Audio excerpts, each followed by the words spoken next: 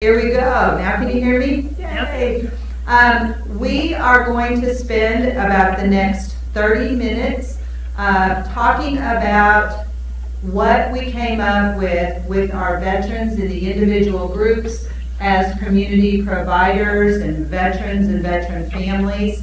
After we are finished, for those of you who have already signed up to stay for the afternoon workshop, there is lunch provided for those of you who are scheduled for the whole day. As we talked about this morning, it'll say lunch on the back of your name card. For those in Carbondale and Jasper, we will be reconvening for the afternoon workshop at 1 o'clock. There will be 3 presenters this afternoon, and both here as well as in Carbondale, there are CEUs available. We'll be giving you your CEU forms. You need to sign back in for the afternoon session. So go back to your registration tables, sign in, get your CEU form if you're wanting or needing a CEU, and we will have a 1 o'clock, 2 o'clock, and 3 o'clock presentations begun by 4.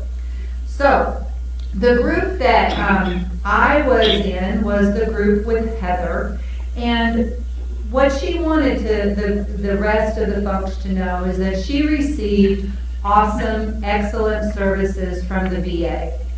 She did not really access any kind of community-based services. She found that the vast majority of the help that she wanted and needed was supplied to her through VA. She talked very highly about the RTP program in Marion, as well as our compensated work therapy program, and the medical and mental health services that she received here in the VA. She also basically said that the Veterans Justice Outreach Program and being on the vet court was an awesome opportunity, and actually that's what led to her getting clean, staying clean.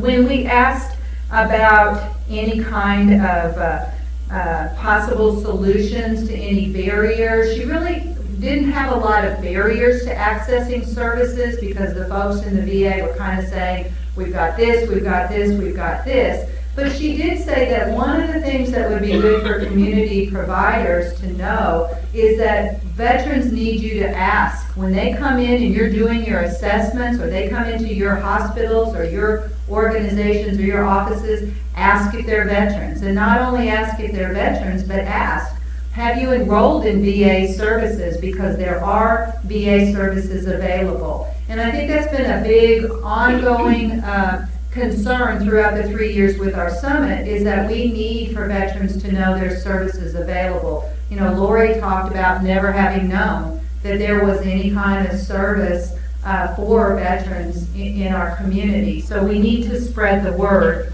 In terms of how her family was impacted, she said, you know, they were very, very worried about her. They were very concerned, and so as a community, we need to be aware of what is available for families who have a loved one with addiction. So we talked about getting them involved with Al-Anon.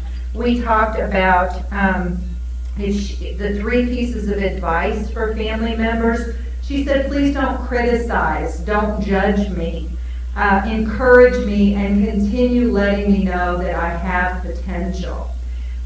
She also said, don't enable me. That was another big one. So those were her words of advice for family members. And in terms of how community partners could help in their mental health work with veterans, she said, you know, when I was in the military, I had a very structured life. I was told what to do, when to do it. I didn't have to make up my decision and have all these decisions. It was easy for me because someone was just telling me what I was supposed to be doing. But then when I came back into civilian life, what happened was, she said, I feel like I was thrown into the wolves. There were way too many options available to me, too many choices available to me. So She said one of the things that she would like for you all as community providers to do is when you meet a veteran, get to know that veteran first. Allow that veteran to feel some sort of connectedness with you so that maybe they can trust you enough to start talking to you about what they need. And Miss Bennett from Brentwood Meadows, I can't remember your first name, but I remember your last because that's my maiden name. What is your name? Cheryl. Cheryl had a very good point too. She said also, if you're a community provider, if you don't really want to know how someone is doing, don't ask them that question and then get that glazed look over your face as if you really didn't want to hear. She also talked about maybe not giving the person so many different options of saying, here's what we have to offer, let's try this, and if it doesn't work, then we'll try something else. And that was kind of in response to Heather's concern about having way too many options when she was trying to adjust from military to civilian life. Our nurse educator from USI, Mrs. Smith, talked about, hey, just let us know, what do our nurses need to know? And I will share that with them. And so we want for you to ask the questions. Ask the questions when you meet a veteran. Ask them, what else can we do to help you? I think lastly, one of the things that she said was that what really helped her was that there were people who from the VA who really believed in her and who let her know that she was worthwhile and that she had support. And it sounded like she loves working for the VA, and we love that you love working for the VA. So that was our 45 minutes. I'm going to turn it over to Dr. Sanabria.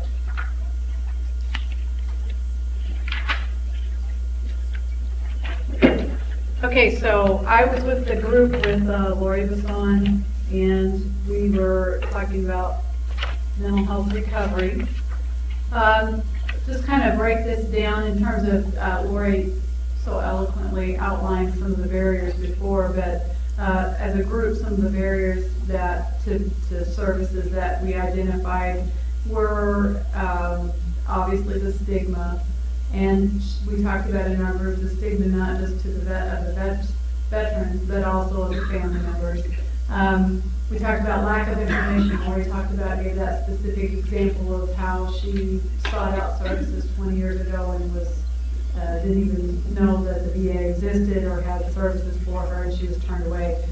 So lack of information. The expense of mental health care seems to be kind of both a barrier, and then also we talked about how that the expense of mental health care is actually becoming less of an issue. So, but right now there seems to be the idea that expense is a barrier, and then convenience to the care. So those were kind of the basic barriers that we had.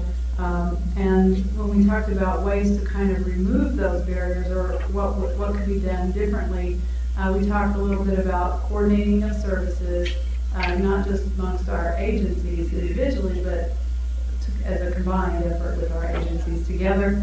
It was pointed out that the possibility of creating more of a common structure for our agencies, if our agencies, if our entry points were a little bit more similar, maybe it wouldn't be so overwhelming for veterans, and when they have all these choices, it's a lot of different things, hurdles they have to deal with, but if it was more common.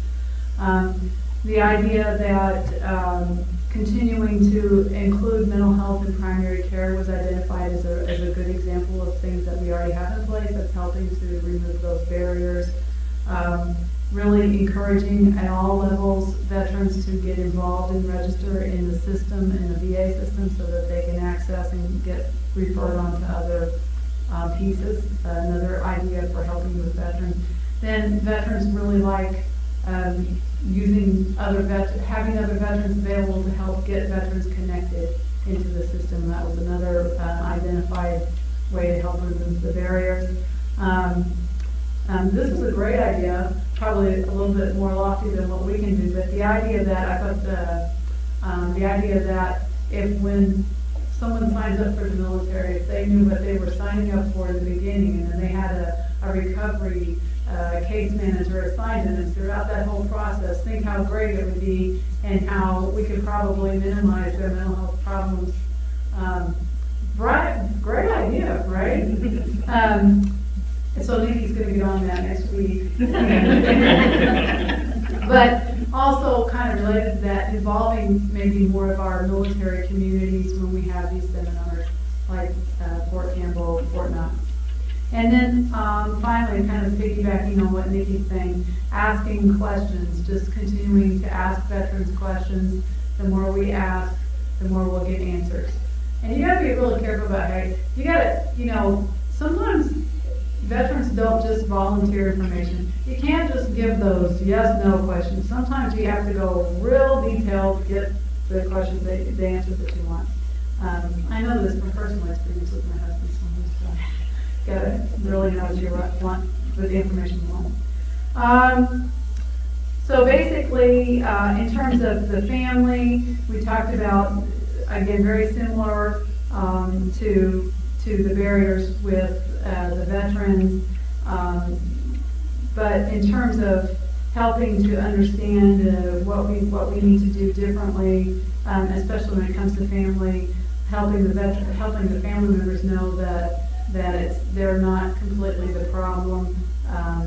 They're part of the system that's the problem, and that they try not to take it personally, and to really encourage family members to be part of the process with the husband or with the spouse member in the recovery process. So, did I have anything else from my group? Anything else? Okay. And we actually have time for questions or comments. Daryl, where's Daryl?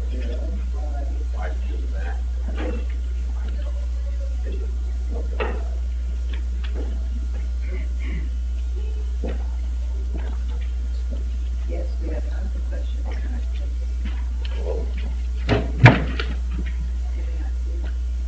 Okay, can everybody hear me? In our group was set up with Ethan Pendleton, and one of the main topic of that group was going to be focused on employment and stuff too.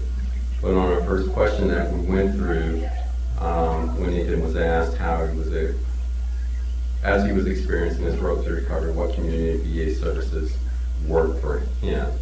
Ethan started identifying all of the services that he went through, individual therapies and group therapies within the VA system. At that point, he had not really used a lot of community services. There was one specific program out in the community that he did attend, which is kind of like a peer support group called Point Bend, Owensboro. So he has been participating in that. But most of his experiences as far as obtaining any type of assistance was focused on when he would go out in the public, he would find flyers for this type of activity for veterans, or a flyer for this other type of activity. And that is really how he sought out most of his services that he did receive. As far as, involving his family and stuff into this, one of the main things that he actually spoke of was he has actually gotten into equine therapy, and he has involved his 3 children in the services. Spoke about how his behavior had affected his family and stuff, and he wanted his children to see a different side of him, and he wanted to involve him. So he was acknowledging that the service were available out there for him.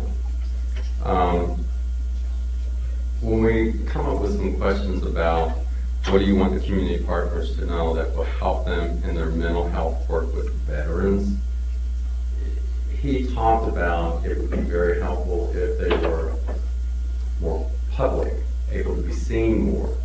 Little was known about the community service providers to him. However, he did go through, a transitional program when he was getting out. He was more in a hurry of getting out than really paying attention to what they were offering him at that time. And like I said earlier, a lot of the services that he had sought out and participated in were ones that he found on flyers out in the community when he would be out at the VA or something. So the one solution that he did offer is that, you know, as community service providers, if you were able to put out flyers and stuff, the word he used was visual.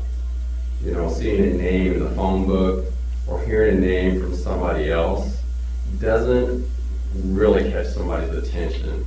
He was a very visual person, so he said seeing a flyer that represented, you know, the organization themselves and what type of services they had available to them is what caught his attention and what made him participate in some of the services that he did. The one thing he wanted to really leave the community partners with when we were finished toward the end was that it was very easy for him working more with the VA because of the camaraderie with the other veterans. He identified that there is a brotherhood, and there was some really good feedback that we did get from, you know, the partners there. The military culture is quite different. It's quite structured. There's really less competition in that area, but when you come back on this side of the fence, there's a lot more competition. You don't have that structure. I believe I heard someone say earlier that you're told what to do, when to do, how to do it. You don't have to make them type of decisions. You know, being in a program or participating in a group or some sort of activity with other veterans who have experienced that, whether they're combat or not, the culture is still the same. And if there were other veterans that were basically, you know, to the point of where he is, he feels it's a better collaboration. And that it's much easier for individuals to integrate back into the community in that way. And that's pretty much it.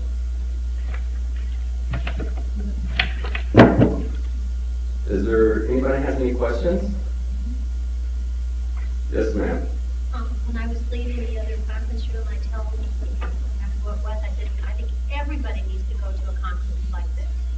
And she said, even before they get discharged from the military, so that they know these things before they get out. What a good answer for that. That's not really something I could answer, but I could let Dr. Sanabria or Ms. Priestley answer that question for you. Are you talking about veterans? About before people actually are released from the military, about attending the conference. One of the things that we talked about in our group.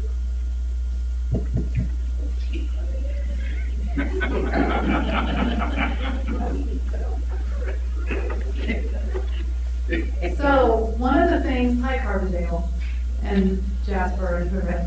So one of the things that we talked about in our group is that the military, I just know this because personally my husband separated about 1.5 years ago, and in working with veterans for the past 10 years and then before that, one of the things I've noticed is the military is definitely changing how they are out processing veterans. My husband, for example, went through, they sent him TDY for a week at Fort Knox, and it wasn't just active duty. So they had National Guard, they had reserves, and they did have, we know that there's now VA employees embedded in most of these large military facilities where large numbers of veterans are being separated from the military. And the whole point of having those VA employees there is to actually do the compensation and pension evaluations and that kind of thing before they're actually separated. So I think definitely within the past 3 to 4 years, there's been a process, but they are informed of the information. The problem is that there is a lot of information and they get it over a week period of time. Well, I mean, the other thing we talked about is there's a big difference if you're separating from active duty versus National Guard versus reserve.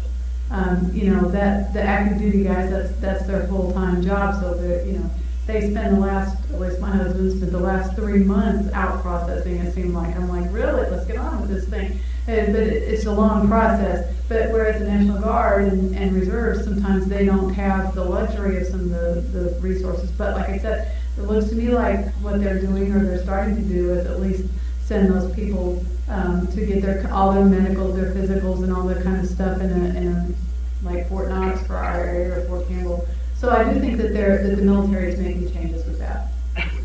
I'm not an expert, but just, just telling what I've seen over the past few years. Okay. Oh. Are there more questions?